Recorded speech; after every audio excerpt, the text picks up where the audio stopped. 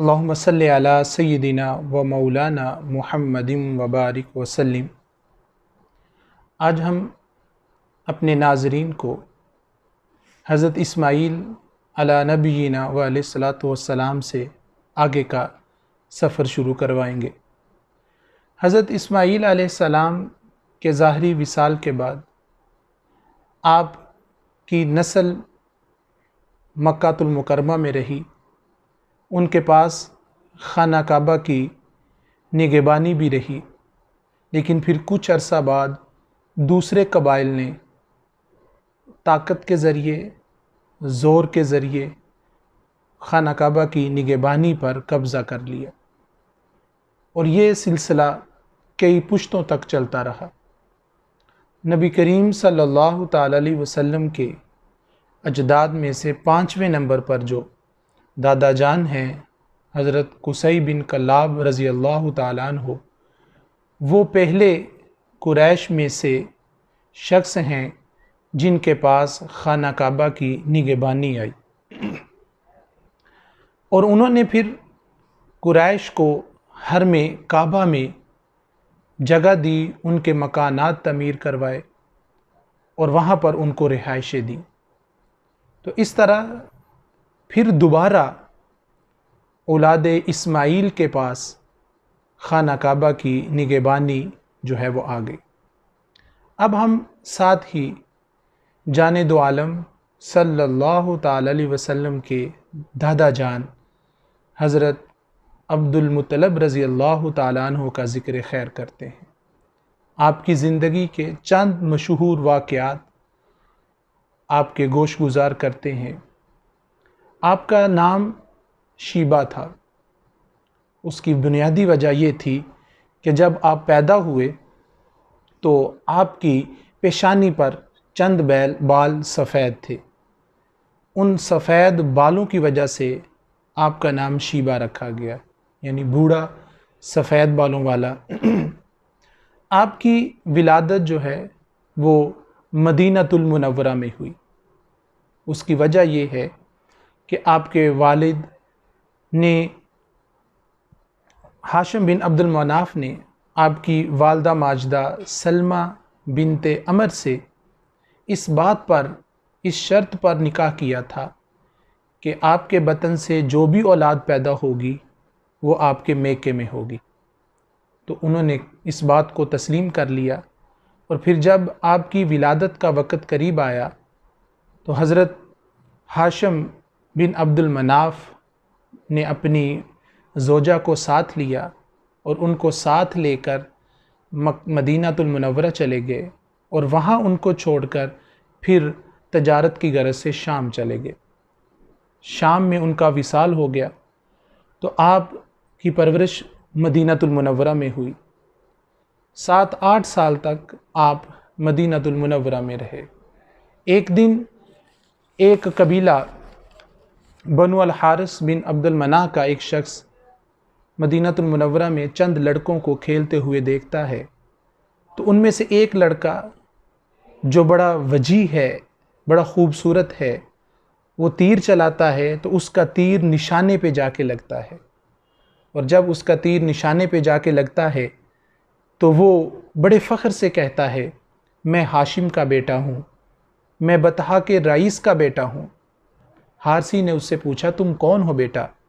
تو انہوں نے کہا، میں شیبہ بن ہاشم بن عبد المناف ہوں۔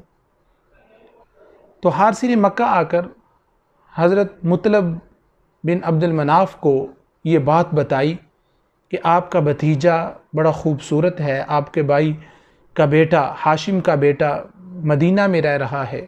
سارے واقعات بتائے تو حضرت مطلب بن حارث نے کہا کہ میں اس وقت تک اب گھر نہیں جاؤں گا جب تک میں اپنے بیٹے کو نہ لے آؤں۔ تو وہ مدینہ گئے اور جا کر حضرت شیبہ کو، جن کا نام ابھی تک شیبہ تھا، لے کر مکہ آئے۔ اپنی سواری پر وہ لے کے آ رہے تھے۔ اہل مکہ نے جب پوچھا کہ یہ تیرے پیچھے کون ہے، کیونکہ کپڑے صاف نہیں تھے، دھوپ کی وجہ سے چہرے پہ گرد تھی، تو کہہ دیا کہ یہ میرا عبد ہے۔ عبد عربی میں غلام کو کہتے ہیں۔ تو اس سے پھر آپ کا نام عبد المطلب پڑ گیا، یعنی مطلب کا غلام۔ پھر آپ ان کو گھر لے کے گئے، ان کو نہلایا دھلایا، اچھے کپڑے پہنائے، اور پھر اپنے ساتھ لے کر حرم کعبہ میں آئے، اپنی مسند پر بٹھایا اور پھر لوگوں کو بتایا کہ یہ میرے بھائی ہاشم کا بیٹا۔ لیکن پھر آپ کا نام جو ہے وہ عبد المطلب مشہور ہو گیا۔ بہت سارے آپ کی زندگی کے واقعات ہیں۔ یہاں پر ہم ایک اور بہت ہی خوبصورت واقعے کی طرف اشارہ کرتے ہیں۔ آپ تجارت کی غرض سے یمن جایا کرتے تھے۔ حضرت عبد المطلب کی وہاں پر ایک دفعہ ملاقات ایک یہودی قیافہ شناس سے ہوئی۔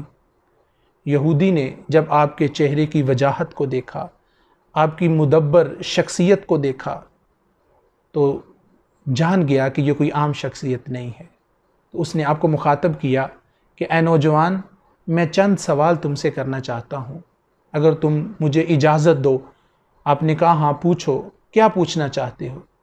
اس یہودی قیافہ شناس نے کہا کہ آپ کس قبیلے سے ہیں؟ حضرت عبد المطلب رضی اللہ تعالیٰ نے کہا کہ میں قریش سے ہوں۔ تو اس نے کہا قریش کی کس شاخ سے؟ تو آپ رضی اللہ تعالیٰ نے فرمایا بنی ہاشم سے۔ پھر اس نے اگلا سوال کیا کہ اگر آپ مجھے اجازت دیں تو میں آپ کے جسم کے بعد حصوں کو دیکھنا چاہتا ہوں، اس کا مشاہدہ کرنا چاہتا ہوں۔ آپ نے کہا کہ اگر وہ سطر کے علاوہ تو دیکھنا چاہتا ہے، کہ جہاں شرعی پردے کا حکم ہے اس کے علاوہ چیزوں کو دیکھنا چاہتا ہے، تو میں تجھے دکھاؤں گا۔ ناظرین کرام، اس بات سے آپ کی طہارت کا اندازہ ہوتا ہے کہ اس دور میں بھی آپ کتنی طہارت کے کس منزل پر فائز تھے، اس لیے کہ نور نبوت آپ رضی اللہ تعالیٰ عنہ کی پیشانی میں چمک رہا تھا۔ یہ اس کا ہی وسیلہ تھا، حیا اسی وجہ سے تھی۔ تو اس نے پھر آپ کے ناک کو اوپر اٹھایا، آپ کی ناک کے نتنوں میں دیکھا، تو اس نے کہا کہ میں گواہی دیتا ہوں، نشانیاں دیکھ کر جو قیافہ شناس نے نشانیاں دیکھی، اس نے کہا میں گواہی دیتا ہوں کہ آپ کے ایک ہاتھ میں بادشاہت ہے اور دوسرے ہاتھ میں نبوت ہے۔ لیکن اس نے کہا ایک چیز اور بھی ہے کہ اس نبوت کا تعلق بنی زہرہ سے بھی ہے، کہ آپ نے قبیلہ بنی زہرہ کی کسی خاتون سے شادی کی؟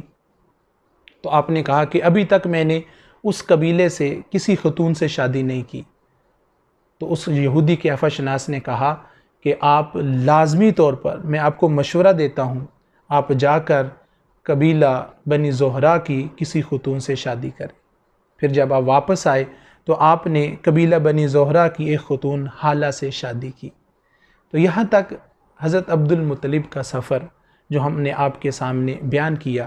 انشاءاللہ اگلی قسط میں ہم آپ کی زندگی کا ایک اور انمول واقعہ آپ کے گوش گزار کریں گے۔